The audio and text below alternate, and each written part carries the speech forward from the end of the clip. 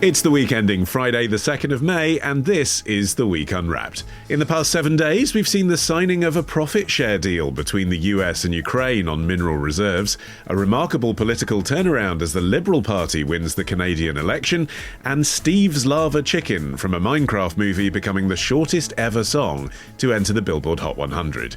You can read all you need to know about everything that matters in The Week magazine, but we're here to bring you some stories that passed under the radar this week. Big news not making headlines right now, but with repercussions for all our lives. I'm Olly Mann. Let's unwrap the week. And joining me today from the week's digital team, we have Harriet Marsden, plus we welcome back science and climate journalist Jessica Hullinger and journalist and campaigner Elizabeth Carr-Ellis. And it's been a remarkably sunny week for April. Have any of you been out enjoying this, whatever the equivalent of an Indian summer is in springtime? I was at a bar opening last night and I spent a lot of that time out in the smoking area, so technically yes. And when you say you were at a bar opening, Harriet, was it a shishi place with a VIP list that you were invited to, or do you just mean you turned up for as soon as they opened the doors? Could it be somewhere in between? You're the journalist equivalent of those blokes outside Wetherspoons at 6 a.m. Jessica, you're starting us off. What do you think this week should be remembered for? Is this the beginning of the end for fossil fuel ads? We are not the dinosaurs. We are the meteor. We are not only in danger, we are the danger, but we are also the solution. UN Secretary-General Antonio Guterres speaking in June. What's been happening this week, Jessica? This week, a judge upheld a ban on ads for high-polluting industries, and this is taking place in The Hague in the Netherlands. So these are things like petrol and diesel, air travel, cruises, non-renewable electricity contracts, gas contracts, and non-electric vehicles, and that includes hybrid vehicles, so anything that uses diesel or gas. And so this ban applies to anything out in the public space, and that includes even privately owned ad spaces. And so this law first came into effect in January. It was rather unsurprisingly challenged by the travel industry, arguing that it goes against their right to free speech and entrepreneurship, and that the city was essentially overstepping its authority. But the court disagreed and said that this actually could improve the general health of the public, and that if it's a decision between protecting the travel industry and protecting public health, that they're going to side with the public health. So The Hague is the first city to enact this citywide, and this is a broader ban than others that have been put in place in other cities and councils. And campaigners say that it could potentially set precedent for other cities to bring in similar bans. Yeah, it's so interesting that it includes, cruise ship companies, for example, and travel agents alongside the kind of people we think of when we think of the fossil fuel industry, the likes of petrochemical companies. Is there public support for that? Yeah, so there actually is quite widespread support for this. According to recent surveys in the EU, about half of the people surveyed said that they would support this kind of a ban, and that was around double the number of people who said that they would not support a ban. So there's more support for than there is against. Yeah, I mean, Elizabeth, Jess was talking there about other cities maybe being inspired by this, but there have been similar attempts to do this kind of thing in the UK already. They have. Just last year, Edinburgh banned advertising for fossil fuel companies on all of its council buildings. And that included billboards, bus stops, and any sort of digital media as well. And they said the promotion of high carbon products was incompatible with their net zero objectives. And that followed also Sheffield, who did similar just a few weeks or so. And there have been calls in London to address the fossil fuel advertising. And also, this ban in The Hague extends to private billboards, as Jess said, Harriet. I mean, it's one thing for Edinburgh to say you can't advertise on a city council bus stop because we want our buses to be powered by green fuels or whatever.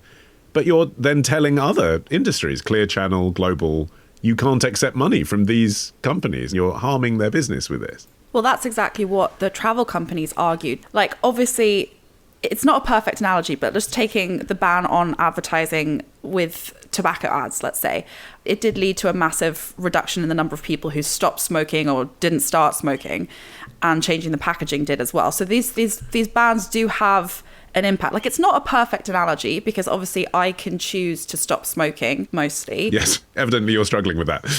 But like, I can't disconnect from an electricity grid that runs on fossil fuels, and I can't use a plane that doesn't use fossil fuels. But advertising is an amazing source of soft power for the industry in that the money that they spend on advertising increases the influence on, like, the entertainment industry, for example. It increases the influence on the sporting industry. It shapes public image. It can protect them from more strict regulation.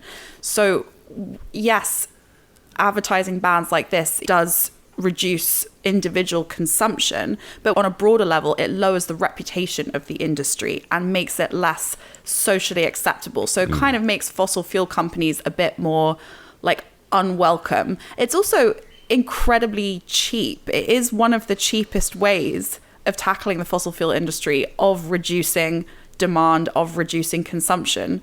So if it's that cost effective, why would you not do it? I mean, Jess, in your original home country of America, it would be impossible to imagine at the moment something like this being rolled out, wouldn't it? You know, it's the nation of drill, baby, drill.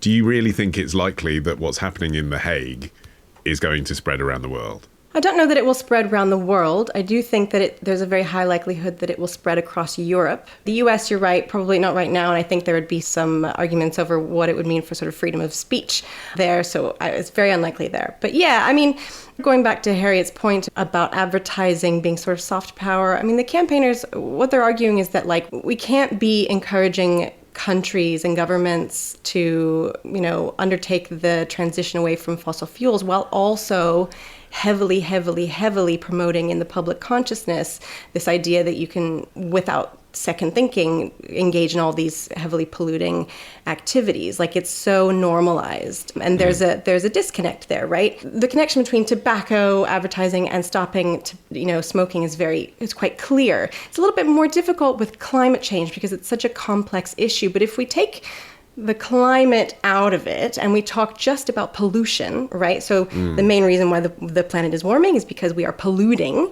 and that pollution also has the knock-on effect of being very harmful for our health, right? Just like tobacco and smoking is very harmful for our health. There's a different argument there. So, like, if we look at how many deaths could be prevented, so the World Health Organization says that climate change is expected to cause 250,000 additional deaths per year. That's only linked to malnutrition, malaria, heat stress. But fossil fuel pollution alone causes 7 million premature deaths from pollution in the air. That's a year. And that's 1 in 5 deaths every year can be attributed to pollution. So there's a clear health link here. And so if we're talking about it from that angle, I think it becomes a bit more easy to support. I suppose it depends what the adverts say as well, doesn't it, Elizabeth? I mean, I'm thinking about, you know, the campaigns that I've seen from fossil fuel companies over the last 20 years, which have basically taken the approach of, we know our core product is bad for the world, but look, we're investing in green stuff. I mean, you can call that greenwashing, but as a consumer, I'm then able to make a choice about the brand that I think is best in line with my values when I do have to fill my car with something. If I didn't have that information, I wouldn't be able to make that choice. That's the trouble, though. There is a lot of greenwashing going around where they are making claims that perhaps don't stack up. And for some people, it's not as simple as being able to have the choice. For example, if you live in a rural area where there's no public transport, you don't have the choice. You have to take your car, and your car needs a fossil fuel at the moment. EVs are extraordinarily expensive, so, you know, they're far beyond many people's budget. The charging infrastructure isn't good enough yet. So for some people, there is no choice. So when you ban these adverts, you sort of say to some people, you know, your life doesn't matter. We need to get the infrastructure correct first.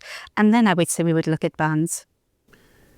I mean, I think at the same time, it's every little helps, right? Like, we are in a climate crisis. We do all kind of have reached this consensus. Why would you not do this? I do agree that there are limitations, and I do agree that we should avoid like a hyper focus on individual choice and individual consumer choice, and focus more on like broader industries, the broader power players that are fueling the climate crisis. But you can make the argument for limitations for any action that you take. None of it is to say just because this ban is limited in terms of its impact doesn't mean that we shouldn't do it. It's kind of like when people say, oh, the UK is only responsible for 1% of global emissions, so it can't really make a difference what we do, right? Like, you hear that a lot.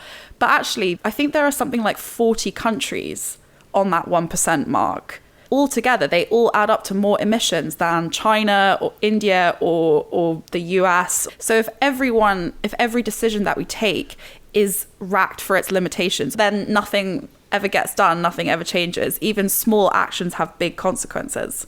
But because of global supply chains, Jessica, couldn't you argue that every business is, affected by fossil fuels? I mean, every supermarket imports a load of stuff from China. Does that contribute to the climate crisis? Should they be allowed to advertise? Where do you draw the line? I mean, an iPhone is a huge emitter of fossil fuels in its production, isn't it? And, you wouldn't say to Apple, oh, you're a fossil fuel company. Yeah, I mean, I think there is a point to that, but I also think that we're talking about really high polluting individual actions, right? So like going on a cruise is really high polluting, even though you're sharing it across lots of other people, it is still a very high polluting thing to do. It may not prevent all, flights, of course not, but like you have to imagine how many flights are probably purchased when an airline decides they need to. I mean, I've done that. Yeah, exactly. I've bought the £20 seat, right? Because I've seen it on a billboard. I have done that. Exactly. So there's that. So it's these sort of like high polluting things that maybe actually are a choice. And as the energy transition goes forward, there are now more choices. We are getting more choices in the market for things that are less polluting. You have energy providers who are entirely renewable or have mostly renewable energy. Like those things are options. And so I think that's sort of what we're focusing on here. And I think also it's really interesting to consider what the sort of downstream effects of this could be from an advertising perspective. I mean, hundreds of advertising and PR firms hold contracts with fossil fuel companies. And if these ads become more difficult to place or impossible to sell, these agencies aren't going to want to work with these companies anymore. And that includes fossil fuel companies as well as travel companies. And I think that represents an industry shift that possibly could catalyze larger systemic change. Although won't these companies with, billions behind them just pivot the way they advertise? I mean, an example that springs to mind here is how Shell advertises the fact that you can buy Jamie Oliver deli food in its shops. I don't know if Shell would be prevented from advertising in The Hague because it's Shell and they're a fossil fuel company, but they're advertising a sandwich there. The fact remains I can walk in and buy the Jamie Oliver sandwich and that's not a fossil fuel product. I mean, You just shift your advertising to something else, don't you? Yeah, I think there is a little bit. I actually couldn't get a clear answer on that. I think there is a little bit of confusion for me, at least, about whether or not you could advertise yourself as, I'm just a company, who knows what I'm advertising, but, but most people now know. I think it's about shifting the general consciousness and turning fossil fuel companies sort of into social pariahs. And I think that probably will happen. I think the greenwashing thing is really important. This doesn't necessarily cover greenwashing, but that's also being addressed with other new laws that have come out in the UK as well as in the EU against greenwashing. So they're tackling it from this angle.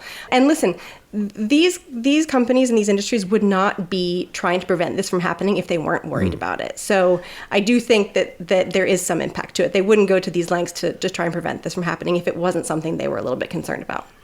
Okay, Elizabeth, your story of the week next. And just to preempt an ironic moment if it happens, I always say this when we discuss this kind of topic, our ads are dynamically inserted. If you now hear an advert for a fossil fuel company, it's just coincidence. And we thank them for their money within the terms of the current British law. Elizabeth's up next after this.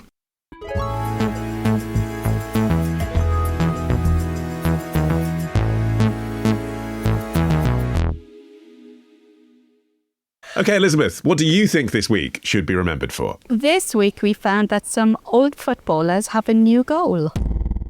There's so much money in football, they could take care of it, take care of their own people properly. It's wrong that the taxpayer and the NHS is paying for most of the care for these players. The NHS is stretched enough.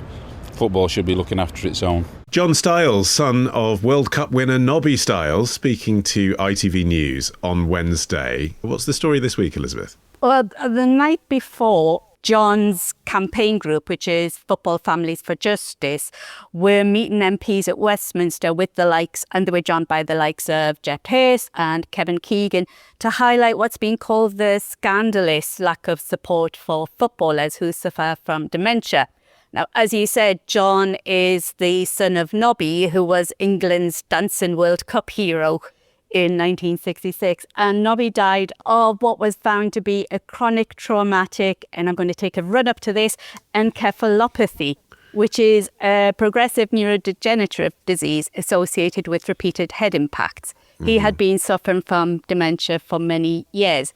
The most important part there is repetitive head impacts, because the argument is, and what they were discussing with the MPs, that heading the ball so often can lead to brain diseases such as dementia. And that's very sad for everyone who was playing football in 1966. Is it still an issue now? It absolutely is. One of the reasons Keegan was there was Terry McDermott, who he used to play with and was also assistant manager at Newcastle. In 2021, he was diagnosed with dementia. So it's still around today. A University of Glasgow field study, which field stands for Football's Influence on Lifelong Health and Dementia Risk, they left off the R, but never mind, found that footballers are around 3.5 times more likely to die from something like dementia than the general population. And what Footballers for Justice are arguing is that football is such a huge business and it should be helping the players more. And so they were there there's a football government bill going through Westminster, and that will create a new independent regulator of football. So they're arguing that the new independent regulator should assess the risks from things like heading the balls, dementia risks, health risks, and also get more money to players who are suffering. I mean, Nobby had to sell his World Cup medals to pay for his care. Why does the government have to be involved in pressuring football when footballers are paid such a lot of money? A lot of listeners will be thinking at this point. Well, that's the problem. Everybody thinks, oh, footballers are paid such a lot of money. But actually, there's a report by Expro, which helps professional footballers adapt to life after their playing career, found that around 40% of players are bankrupt within 5 years of retiring. They're not getting the help. And, you know, as John Stiles says, his dad's care costs were around £125,000. You know, that's a lot of money, and people like Nobby Stiles were not getting paid the millions that people are today. And of course, I guess, Harriet, not every footballer, even now, is playing for a Premiership club. Yeah, absolutely. I mean, it's easy to say, oh, footballers get paid such a massive wage, but actually very, very few football players get paid a big wage. It's generally speaking Premier League male footballers. It's a very small percentage of professional and semi-professional players, like a really small percentage. Also, football, like most high-level sports, is a career that you age out of very quickly, and you can be injured and lose your career in a moment. So even if you were paid those mega millions that only a tiny percentage of footballers are paid, you might lose that age 21. You might never work again after 35. And then you've got a whole lifetime to support yourself, or you might not be qualified for anything else. You certainly might not have degrees or apprenticeships or anything, particularly when high-level athletes start at such a young age. It might be the only world that you know. So it's not that there isn't the money in the football industry. We're saying that most of the footballers don't have the money. It's also as well, isn't it, Jessica, that the clubs and people involved in football, they now acknowledge that there probably is a link between heading the ball and dementia, but they don't want to acknowledge it too hard. I mean, it's sort of similar in a sense to what we were discussing in the last story, isn't it, with the fossil fuel industry. The current point that we're at in the journey of accepting this is that they acknowledge it without saying, you know, we're going to pay our footballers more because they had the ball, or we're going to ban heading in football. They haven't gone there yet.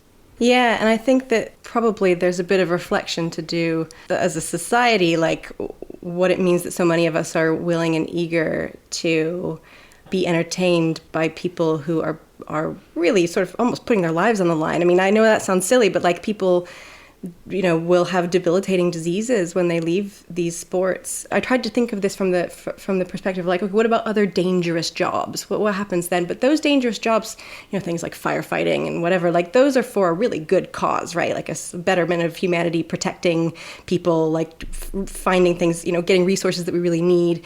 But this is entertainment, you know, and so what does that say about us that we're willing to sort of quietly say, yeah, they're probably going to get a brain injury later, and their lives are never going to be the same and it'll eventually kill them. But we don't really want to acknowledge that or pay them for it. And I think also, like, looking at what's happened in the US, so the NFL, which is the National Football League there, and that's American football, they've been grappling with this for quite a long time, right? So American football players also have a higher rate of brain injury and dementia later in life. And in fact, you can kind of look at what's happened there as a way of a cautionary tale of what happens when you leave it up to the league itself to try and figure it out. So they've only really started grappling with it after they've faced quite a lot of lawsuits. And there was one in 2015 that was this sort of landmark settlement where the NFL agreed to compensate former players who developed brain disease tied to concussions. And it has awarded since then more than $1 billion to about 1,600 athletes, but it has also denied many claims that were probably legitimate for really punitive things. And it has subjected the people who are applying to very lengthy, painful, and scrutinizing tests to sort of prove that they are unwell. And so you can see how and where there might need to be more independent advocacy and oversight for professional sports, as a business. I suppose also, Elizabeth, it's hard to say that dementia has been directly caused in every instance by heading the ball, because most people who develop dementia, and we talked about this on the show just last week, there's all kinds of research going into what the causes might be, but most people who develop dementia weren't professional footballers. How do you prove that was the thing? How do you say that's any different to me getting eye strain because I'm looking at my phone all day for my work? I would think if enough people were also suffering eye strain in your line of job, then you would be able to say that's a pretty good correlation. Let's go. I know correlation isn't causation, but you've got pretty good correlation. And as I said, it has been proven that footballers are more likely to die from some sort of neurodegenerative disease. So there has to be some sort of link with what they're doing. We're either saying this group of people are more prone to it just genetically, or there's a problem with what they're doing in their sport and their game and their career. And so it's to me, it's a bit obvious that if you had a big, heavy leather ball, and for all them much better than they used to be, they're not the huge, cowhide leather of the early 20s and 30s and so on, they're still hard. They're still going to be giving your brain a little bit of an impact. Yeah, and on that, actually, Harriet, with the professionalisation of football comes footballers being worked harder. That's the other thing, isn't it? People say, well, the balls have got lighter, but people are heading the ball a lot more in training than they would have done 100 years ago. Yeah, the intensity of the schedule of a professional footballer now is completely different to how it used to be. For example, female players, in 2023, there was only a 2-week break after the World Cup before the Women's Super League campaign started.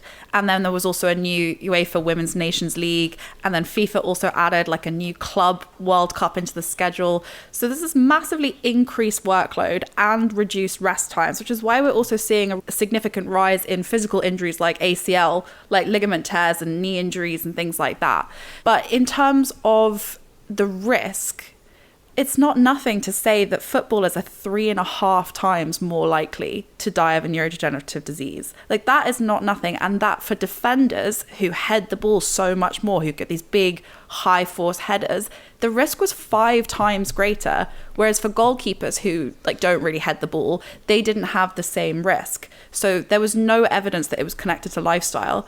That is an incredibly stark increased risk. And that's also why in 2021, the FA kind of issued this new guidance saying that players should carry out a maximum of 10 high force headers in training every week. So the kind that you get from like a corner or a long pass.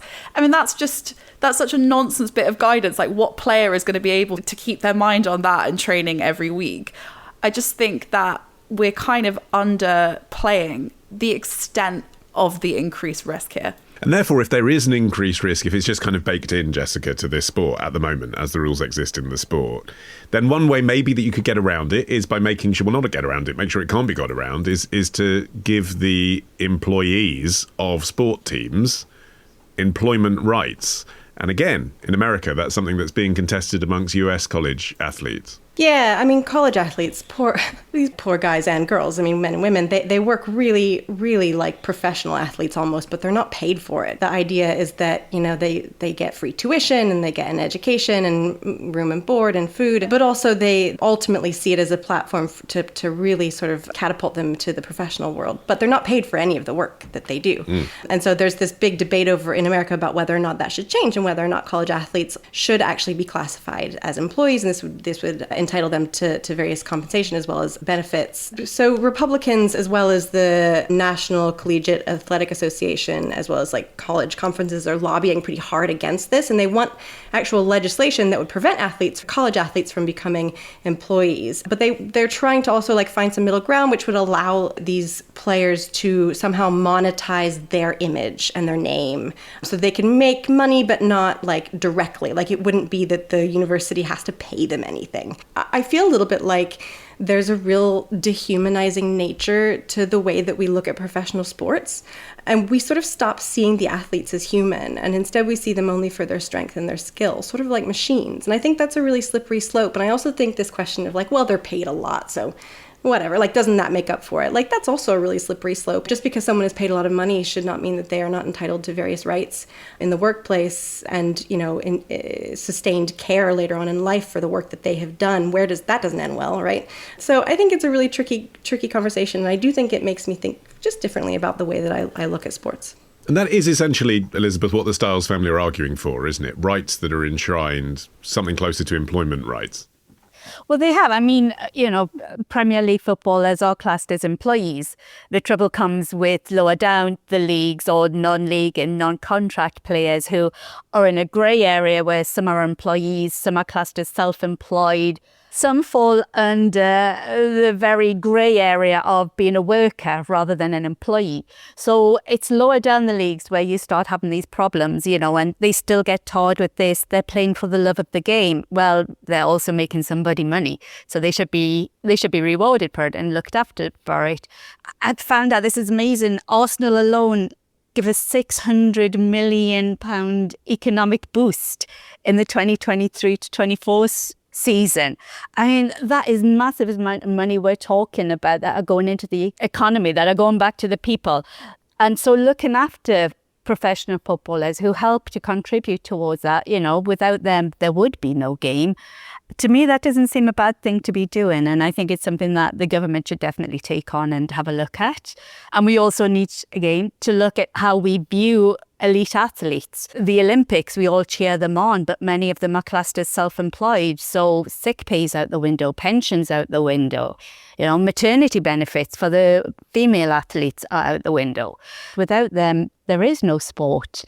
And look after them and take care of them. I think that's the very least we should be doing. Okay. Up next, the man putting the man in manuscripts. That's after this.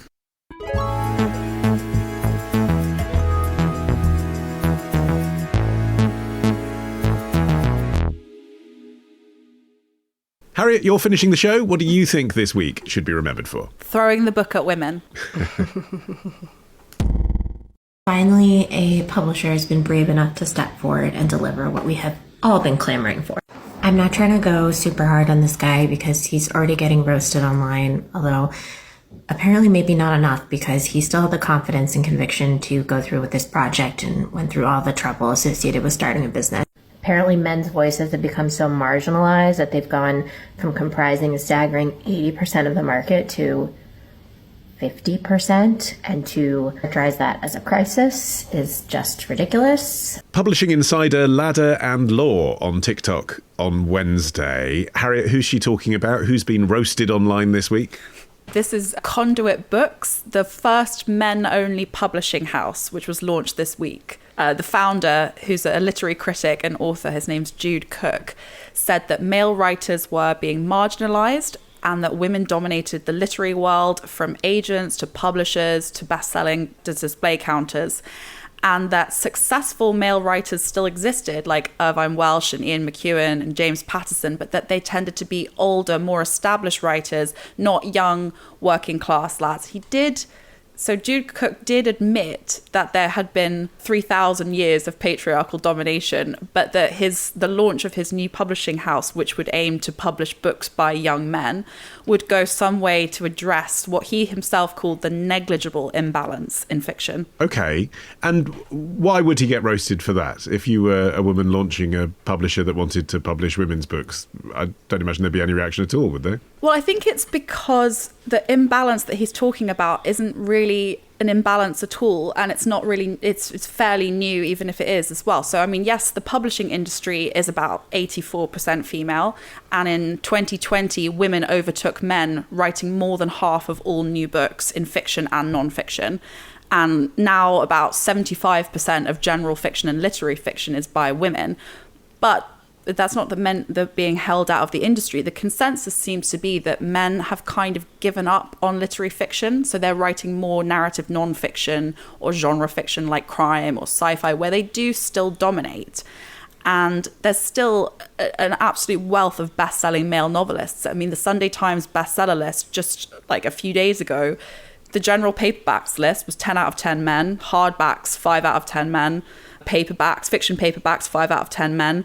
There were more Thomases and Johns on that list than women. And men do still dominate in the non-fiction area, and they still are invited to more talks and on subjects like politics and history, whereas tend to be that women are expected to write about their personal experience. So this marginalization that he's talking about, he's being roasted because a lot of people would argue that there is no real marginalization happening at all.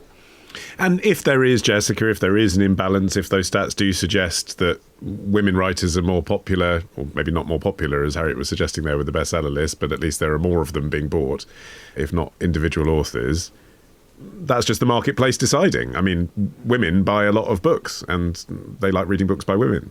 Okay, sure. Yeah, but I do think it's a little bit of a cycle, right? So like if the industry is mostly female dominated in terms of like on the editor's side, you know, in terms of the publishing industry, the people choosing the books that they want to publish, if that's mostly female, it's not unreasonable to think that they would look for stories that they can see themselves in.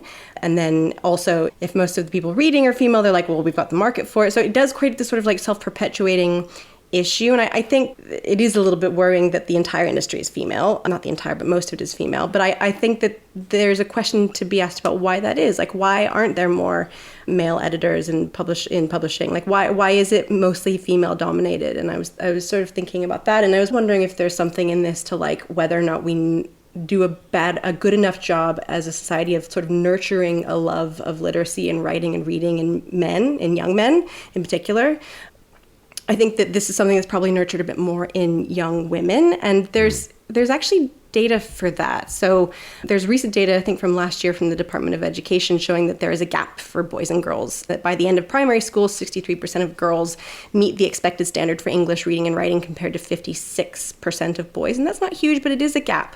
And so I do wonder if maybe there's something that happens earlier that says to men that this isn't really a thing that we do, and this is flowery, fluffy stuff, you know, writing, come on, like get into STEM, get into, you know, other things. And I don't know if there's anything to that, but I do think that there could be something here to encouraging more men in the industry as a whole, and that could help to sort of break this cycle. And we can argue about whether or not there is a problem there, but if we want to make sure that there are more men in the industry, that could be one way of doing it. I mean, that's a really interesting point, Elizabeth, but that isn't what Cook is saying, is it? He's not saying there's a lack of young men who want to write books and that's the problem because they haven't been educated that this is the thing they should aspire to do. He's saying, I know lots of young men who want to write books who can't get a break because no one wants to hear young men's voices. And I think that's complete rubbish. I can understand why he's getting roasted because this whole argument is crazy.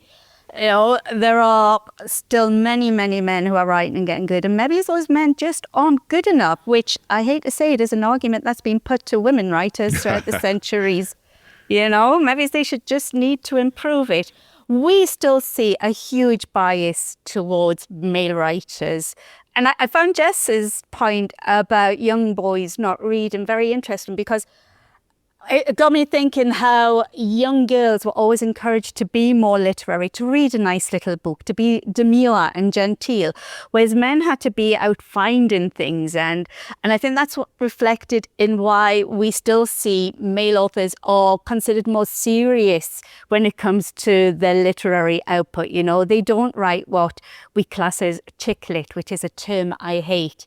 They are expected to do the heavyweight books, you know, the biographies. Or Harriet talked about the Times bestseller list. I found it very interesting that the men were themes such as the British-Soviet alliance that defeated Hitler and the relationship between Lennon and McCartney, whereas the women were mindful moments from Winnie the Pooh and self-help books. So what's classed as a bestseller for men is very, very different to what's classed as a bestseller for women. And look at the awards. I worked with Helen Lederer a few years ago when she was starting up her Comedy Women in Print Awards, because women do not get taken seriously as comedy writers.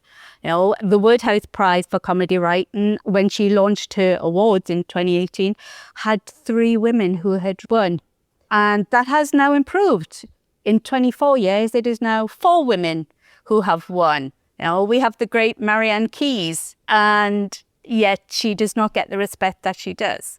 So I think this whole thing of men being marginalized, not wanting to listen, is maybe we're just starting to accept that women are really good writers.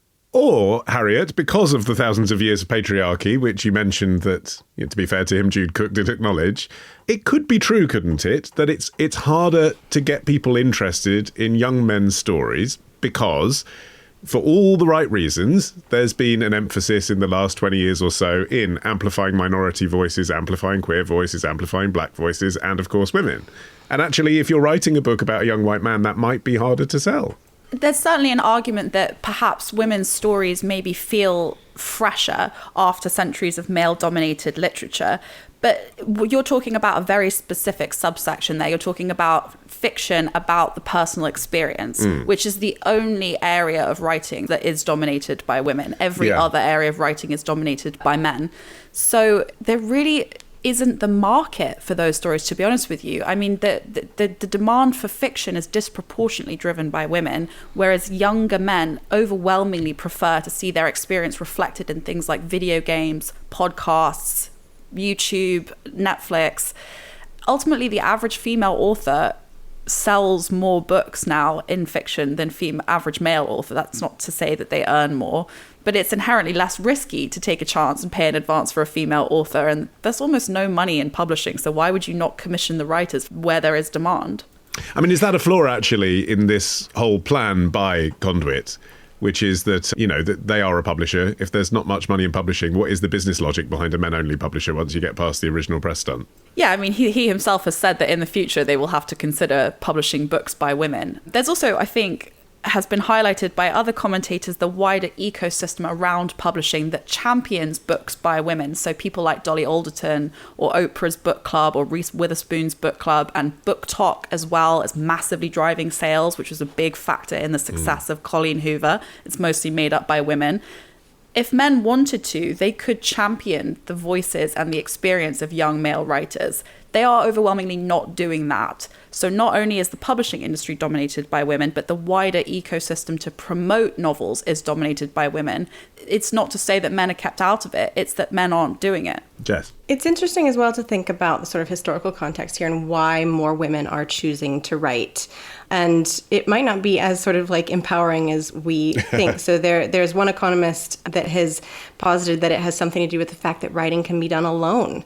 And so you are not subjected to the sort of discrimination and sexual harassment that you might get in a normal workplace. And also writing allows for flexibility, right? So you can write for your living room while you're looking after the children, and maybe in half an hour you can take a break and have some lunch, and then maybe while you're at it, hang the laundry. So it makes a bit more room for the domestic workload that we know that women disproportionately still carry, and the caregiving that they still disproportionately do. And the downside, while there is flexibility, is that these jobs do pay less, right? And so women tend to make less money in this as well. So that's really interesting to think about. But in theory, Elizabeth, if male readers who want to read more male voices that are contemporary learn that this publisher publishes books about men and that's what they want to read, is that a problem? I go back to my original question. There are plenty of female publishing houses doing exactly that, and I don't think it would occur to anyone that that was a problem. It's not a problem. I mean, good on them. Go for it. Let them publish the male books. I mean, the more books, the better. Oh, my idea of heaven is wall-to-wall books. So the more that are out there, fabulous. But don't go around saying it's because men's voices are being marginalized in literature when it's not, But also, what kind of authors are you going to attract with that message is, I think, a question you have to ask. What kind of people are going to say, do you know what I really need right now is I need a publisher who only works with men? I think it's not unreasonable to think that the kind of books that people would be pitching would maybe not be helpful to the image that we have of young men right now. That's a little bit concerning as well. I mean, the publisher says that they want narratives that are going to focus on fathers and sons, the working class male experience, love and relationships from the male point of view. But yeah, I mean, is it helpful to just say, okay, we're only working with men? Like, it could attract some not great pitches. Harriet, why this story? Why is this your story of the week? I think it speaks to the wider movement that we see, that there is a growing discomfort around any area where women might be doing better than men. It's a very similar concern that we're seeing now to when girls start to do better in school than boys. It's cast as boys being left behind, whereas it should probably be cast as women just improving and doing better. So is this real concern, or is it dominance reasserting itself? Ultimately, if women are writing more books and dominating in publishing and buying more books and reading more, then they should dominate bestseller lists. We've discussed that they don't, but that's just supply and demand. But it also, I think, highlights the danger of seeing equality just through the prism of like numbers and 50-50 splits. Because yes, women dominate publishing and book writing, but as we've discussed, that's not necessarily a win for feminism. They also don't dominate the money. There is still a persistent gender pay gap in publishing, even though it's 84% women. Men still colonize the list of bestsellers. They are the best paid authors, although they publish less. And I think that it highlights the much bigger problem in writing, that is not in terms of male voices being marginalized, but working class voices being marginalized. He does kind of touch on that, but there's a real diversity and privilege problem in fiction writing because there's still no money. Almost nobody pays back their advance in fiction. So working class male writers have always been shut out along with women in the past. So I do think that they are being marginalized now. There's also an argument that female writers of colour have been shut out. There's almost no writers of colour on any of the bestseller lists. So if writing a novel becomes like only a middle-class white pursuit, then of course you're not going to have diversity of experiences represented. And that, I think, is the far bigger danger here. Well, at the risk of marginalising women's voices, I am going to wrap things there. My thanks to all three of you, Elizabeth, Harriet and Jess. You can follow this show for free. Doesn't matter what gender you are. You can get every episode as soon as it's released. Just search for The Week Unwrapped wherever you get your podcasts and then tap follow. You can also get 6 free issues of The Week magazine with the trial subscription if you go to theweek.com/subscriptions. In the meantime, I've been Olly Mann. Our music is by Tom Morby, the producer Ollie Peart at Rethink Audio. And until we meet again to unwrap next week, bye-bye.